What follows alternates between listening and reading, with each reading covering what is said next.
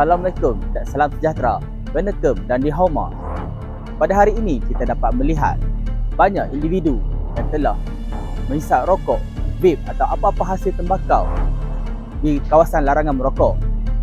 Tempat itu merupakan seperti premis-premis makanan dan tempat-tempat tumpuan orang ramai seperti kanak-kanak, keluarga, warga emas. Dan ini akan menyebabkan mereka terkesan dengan bahaya asap rokok ataupun vape. Untuk makluman semua, kerajaan telah menguatkuasakan satu undang-undang penting berkaitan dengan merokok, iaitu Akta 852, Akta Kawalan Produk Merokok demi Kesihatan Awam 2024.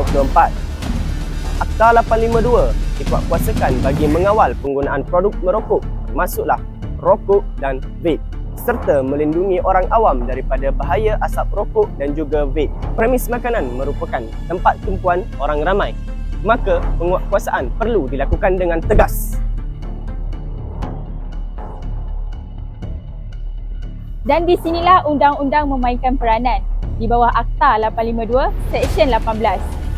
Tuan punya premis atau pemunya premis atau mana-mana pihak yang mengawal premis makanan adalah menjadi tanggungjawab memastikan premis ini mematuhi larangan merokok.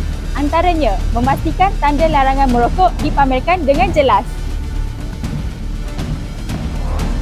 Mengawal kawasan premis daripada aktiviti merokok atau vape. Menegur pelanggan yang melanggar peraturan dan memastikan suasana premis selamat untuk semua pelanggan.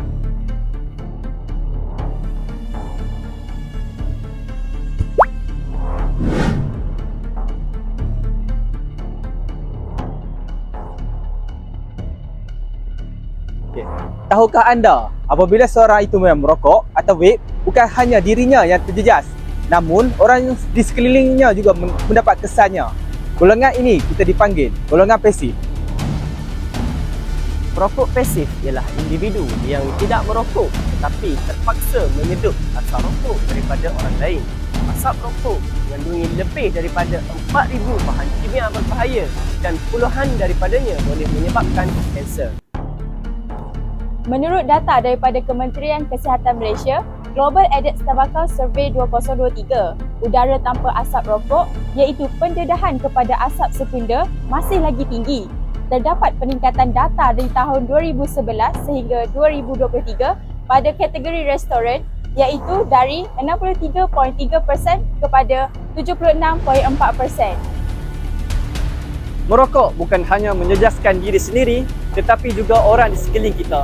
Hormatilah hak orang lain untuk menghirup udara bersih. Katakan tidak kepada asap rokok.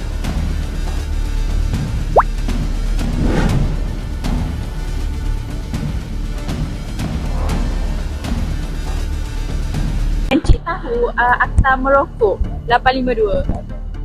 Tahu. Tak pernah dengar. Cik.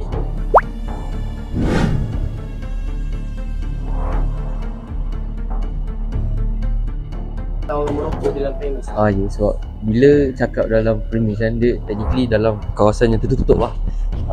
Bila kita berasap ataupun berokok dalam tempat yang tertutup, nanti saya tak langsung dah akan effect orang lain lah. Yang kata benda tu sangatlah luar pada common sense.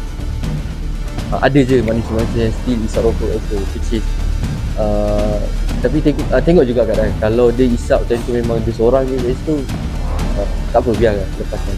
Tapi kalau time tu memang peak hour crowded, memang kena tegur lah manusia macam tu. Di pendapat saya, orang yang merokok dalam premis ni sepatutnya tidak perlu berlaku dalam sebuah premis kerana itu adalah tempat awam and then banyak kanak-kanak yang di bawah umur melihat perkara tersebut.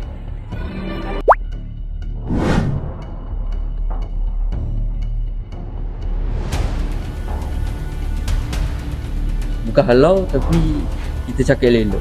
Kita ada bunyi cara pun. Takkan dia orang boleh isap rokok kat luar ke kat tempat yang lebih open lah, macam kat tempat luar dia. Tempat yang boleh isap rokok. Ya, yang memang tempat dia lah. Premis. Tapi Bagi saya, tindakan pertama, pemilik kedai boleh memberi tindakan secara verbal kepada pelanggan tersebut if perbuatan tersebut berulang kali berlaku, dan pihak premis boleh menghalau keluar pelanggan tersebut.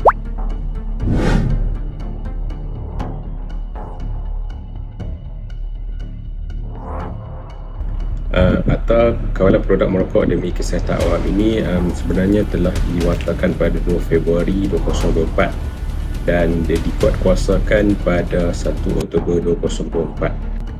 Akta ini sebenarnya dia bertujuan, dia ada 4 perkara yang secara amnya lah. Yang pertamanya, dia akan kawal selia dari segi produk merokok. Okey, kawal selia itu dari segi 4 perkara, iaitu yang pertamanya adalah pendaftaran produk merokok itu sendiri. Yang kedua adalah kawal selia dari segi periklanan.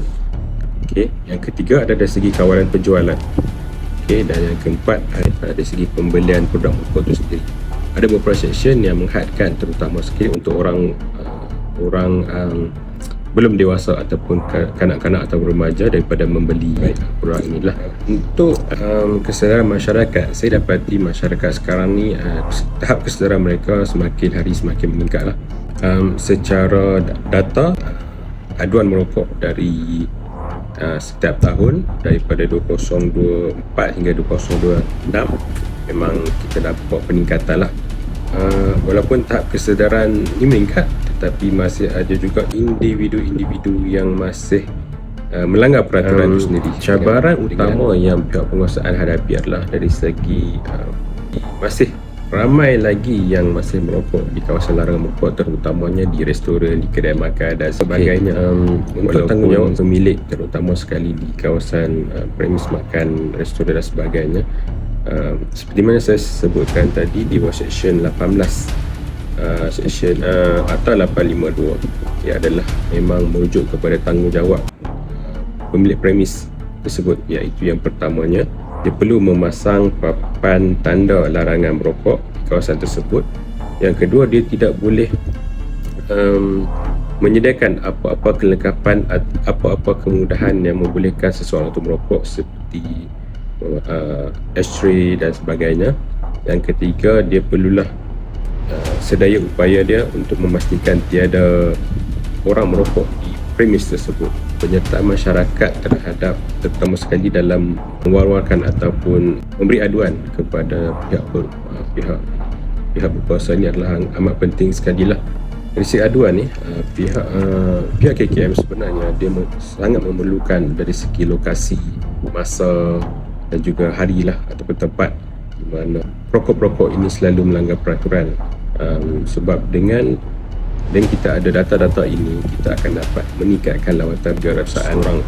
Jadi apa-apa aduan yang kita jalankan, memang kita mengalami kesukaran lah untuk kita terus ke lapangan apabila aduan tersebut diadu kepada kami. Jadi pihak masyarakat dan juga orang awam perlu menegur jugalah perokok-perokok ini, yang mana kita sebenarnya perlu membuat satu norma sosial lah, supaya orang awam atau masyarakat tahu bahawa bila merokok di kawasan larangan ini merupakan satu kesalahan di segi undang-undang. Jangan lupa untuk menghadiri program Korohai kami pada 10 Jun 2026 bertempat di Institut Latihan Kementerian Kesihatan Malaysia, Sungai Buloh.